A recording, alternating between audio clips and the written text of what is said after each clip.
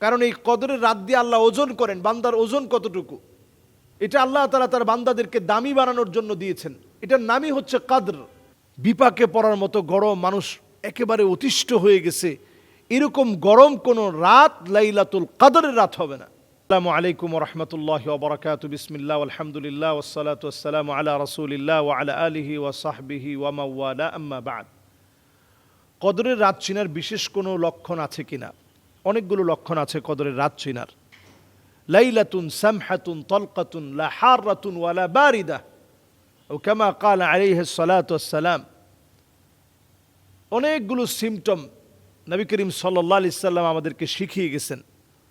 ওটা খুব বেশি গরম একটা রাত হবে না, চরম বিপাকে পড়ার মতো গরম, মানুষ একেবারে অতিষ্ঠ হয়ে গেছে, এরকম গরম কোনো রাত লাইলাতুল কদরের রাত হবে না।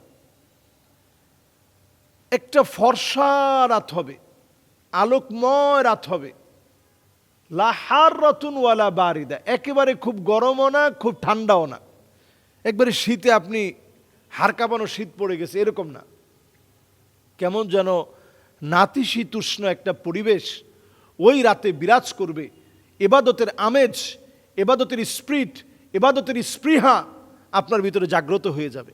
ওইটা হবে কদরের রাত। তো কদরের রাত চিনার এই উপায়গুলো হাদিস থেকে পাওয়া যায়। নবীজি সাল্লাল্লাহু আলাইহি সাল্লাম শেষ বেজর রাতগুলোতে কদরের রাত তালাশ করতেন এবং সাদ্দা মি'যারাহ, কোমরটাকে নবী আলাইহিস সালাতু ওয়াস সালাম বেঁধে ফেলতেন। অন্য কোনো সময় নবীজি আম্মাজানদেরকে উঠায় দিতেন না যে তোমরা উঠো তাহাজ্জুদ পড়ো। আম্মাজানদের শরীরটা সরায় দিতেন, সেজদা দিতে ছোট্ট জায়গা, কষ্ট হতো নবীজির। এরপরে আম্মাজানরা জেগে যেতেন, নবীজির কান্নার কারণে জেগে উঠতেন। আজিজুন কাজিজিল মিরজাল, আম্মাজানরা জাগ্রত হয়ে নামাজ পড়া শুরু করতেন। নবীজির কান্নায় ওনারাও কাঁদতেন। কিন্তু এই সময়টা আসলে নবীজি নিজে জাগতেন ও আয়কাযা আহলাহ, পরিবারের লোকদেরকে জাগায় দিতেন। সাদ্দা মি'যারাহ, কোমরটাকে নবীজি বেঁধে ফেলতেন। যে নবীজি সাল্লাল্লাহু আলাইহি সাল্লাম দেখতে এত সুন্দর ছিলেন, যার গুনাহের কোনো অধ্যায় নাই। আজমালু মিনকা লাম তারা কাত্তু আইনি, আহসানু মিনকা লাম তালিদিন নিসাউ, খুলিকতা মুবাররাআন মিন কুল্লি আইবিন কাআন্নাকা কাদ খুলিকতা কামা তাশাউ। যে নবীজির জীবনে কোনো ত্রুটি নেই, যে নবীজির জীবনে কোনো গুনাহ নেই, সেই নবী তিনি যখনই এই রমাদান আসতেন, শেষ দশকটা চলে আসতো, কোমর বেঁধে ফেলতেন, ইবাদতের জন্য এত বেশি চেষ্টা করতেন। সাহাবাই কেরাম রিদওয়ানুল্লাহি আলাইহিম আজমাইন চেষ্টা করতেন। শেষ দশকে নবীজি ইতিকাফ করতেন। জীবনে নবীজি এই হিজরতের পর থেকে প্রত্যেক বছরে ইতিকাফ করছেন। এক বছর পারে নাই, ওই বছরের পরের বছর ইন্তেকালের আগ মুহূর্তে নবীজি 20 দিন ইতিকাফ করছেন।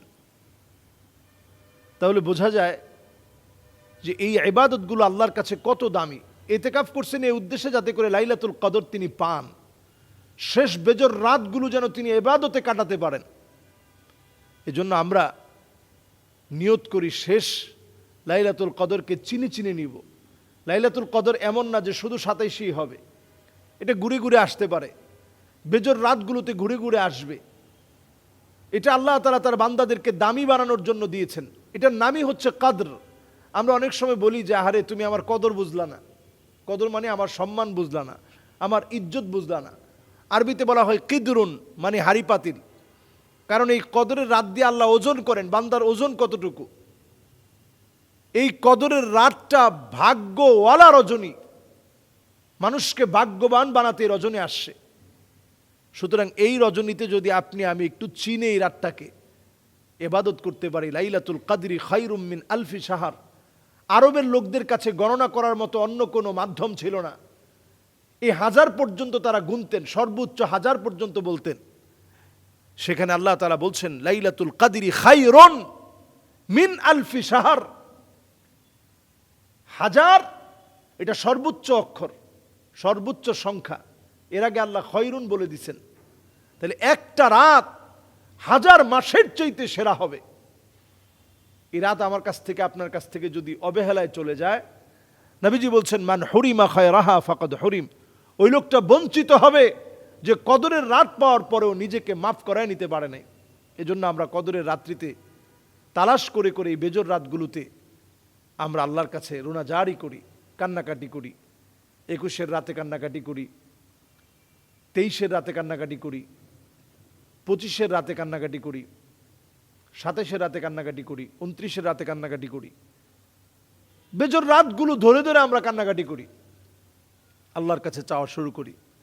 আল্লাহ যেন আমাকে আপনাকে আমাদেরকে মাফ করে দেন। আসসালামু আলাইকুম ওয়া রাহমাতুল্লাহি ওয়া বারাকাতুহু।